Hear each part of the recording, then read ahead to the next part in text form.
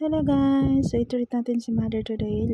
Mother's Day celebration. First stop is reading glass niya kasi kawawa naman. Diyos ko, bali-bali na yun.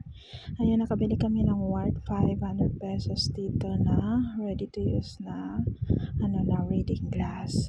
Ayun, nakabili siya. Pinunta ko siya dito sa salon, Revlon Salon sa May Tansa, para naman pakulayan yung buhok niya. Tingnan nyo guys, so purong puti na yan. Sabi ko, okay lang, ako lang mababayad yan. Ayan, for 1,100 may treatment na siya. Hair color is 600.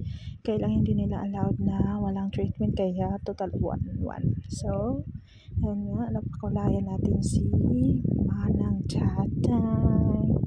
Day off niya ngayon. Ayan, deserve mo yan. Napagod tayo kakatinda ng bulaklak. Anyway guys, mini grocery dito sa banda kanto ng Bagtas. Tapos naka-isang sako siya ng bigas. O, diba?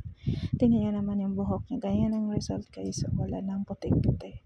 Tapos, dahil matuloy ang bubong natin, ito, bumili tayo ng 2 pirasong yero.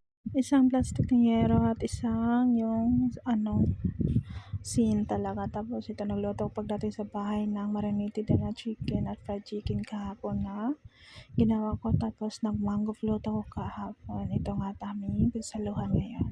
And flower type kay Mother, props lang. Tapos ibalik agad sa tindahan para mabenta ulit.